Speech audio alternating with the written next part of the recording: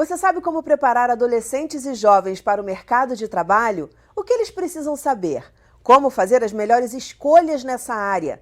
As dúvidas são muitas. Por isso, nós decidimos gravar esse segundo programa sobre o assunto. Então, fique com a gente. Está no ar o Educação.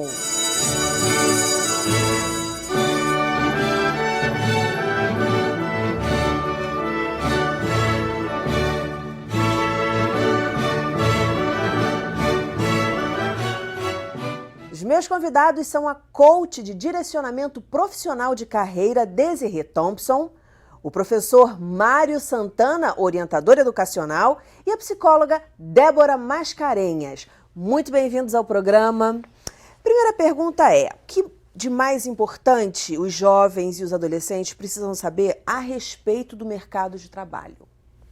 Eu acho, Daniela, que eles precisam saber sobre o que é uma profissão, o que faz aquilo, tem informação de como quais são as habilidades necessárias para executar aquela profissão.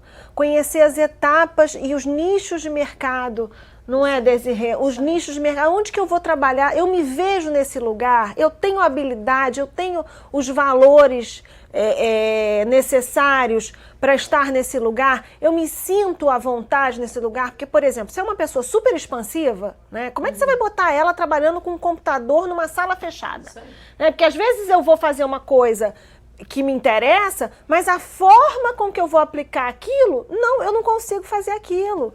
Então você tem que ter uma série de adequações e se ver nesse lugar. Por isso que as faculdades hoje em dia elas oferecem informações, os jovens podem procurar as universidades, eles têm semana de portas abertas, tem várias universidades, vários cursos de formação para eles se informarem. Então não pense, eu acho que talvez a dica primeiro seja, se você está no finalzinho, né, a gente tem a tendência no Brasil, né, não sei se você concorda comigo, porque ela está mais nessa área de orientação, né, eles têm a tendência a achar que eles são necessariamente o lugar é a universidade. Não é. Você tem o jovem aprendiz, você tem o estágio, você tem os cursos técnicos de formação, você tem um repertório que no Brasil não é muito usual. É porque culturalmente a gente já é ensinado o quê? Você vai fazer o ensino fundamental, você vai fazer o ensino médio e diretamente para a faculdade. Só é valorizado. Só é valorizado isso. Não tem aquela questão de que eu posso fazer um curso técnico. Quantos profissionais técnicos estão ganhando muito mais do que universitários? Do que quem tem graduação? Sim. Então, assim, existem outras vertentes antes da faculdade. Na verdade, até tem acho que a falta de conhecimento deles sobre o mercado de trabalho atrapalha às vezes até nessa escolha, porque dos dois lados, na verdade, porque, por exemplo, tem alunos que às vezes vão para uma escola técnica e aí de repente eles resolvem fazer uma coisa totalmente diferente da vida, porque eles passaram para aquela escola técnica, por exemplo, fizeram uma prova para uma escola federal, entraram para o curso técnico e vão fazer aquilo, mas é um curso que não tem nada a ver com ele realmente, ele não vai exercer aquele aprendizado técnico dele, vai para uma área totalmente diferente na faculdade. Né? Então, assim, o técnico, por exemplo, é uma opção legal de mercado, mas que o aluno ele tem que ter conhecimento. Tem que saber exatamente porque ele está indo. Agora, por exemplo, eu sei que o Mário trabalha com preparação para técnico e com preparação para universidade, para curso universitário. Dá um exemplo, Mário, de um curso técnico que pouca gente conhece, pouca gente sabe para que serve. Você tem um curso técnico, por exemplo, de polímeros na IFRJ, você tem cursos de explica pra gente, polímeros. Então, o curso de polímeros, os alunos vão ter um contato com a produção de uma série de produtos industrializados e insumos químicos que servem de matéria-prima para produzir um monte de coisa para a indústria, né? Mas assim, existem até muitos outros cursos que os alunos não conhecem, tanto no técnico e até mesmo com relação ao vestibular, né? Essa semana eu estava conversando com uma menina e ela falou, poxa, Mário, eu queria tanto fazer design, mas eu não quero design de produtos, eu quero design de mídias. Só que o único curso que tinha algo parecido na UFRJ não abriu vaga esse ano. Eu falei para ela, poxa, você conhece um curso chamado Estudos de Mídia, por exemplo, lá na UF? É um curso fantástico. Ela não, eu abri a grade de disciplinas do curso, fui vendo todas as matérias com ela. Eu falei, olha que disciplinas legais. E ela se apaixonou pelo curso.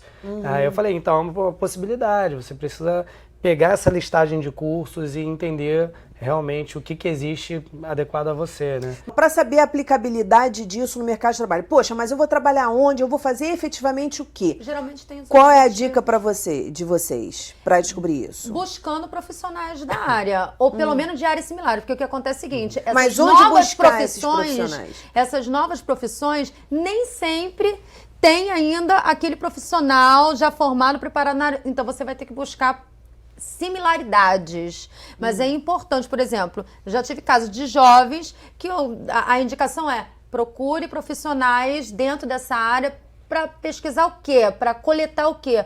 Qual é o lado bom e qual é o lado ruim dessa profissão, porque toda profissão tem um lado bom e um lado ruim. Quais são as peculiaridades dessa profissão? Como é que você vai trabalhar? Como é que é o dia a dia de trabalho dessa pessoa? Sim, e é interessante, Então, vamos dar isso aqui algumas dicas de como procurar esses profissionais. Ah, como é que eu vou procurar na rua? Faculdades. Você aí, você trabalha em quê?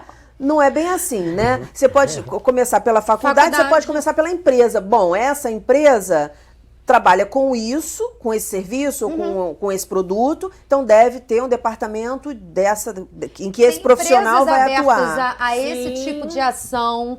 Amigos, até mesmo da sua vivência. Quantos administradores tem, de repente, na sua família? Quantos advogados?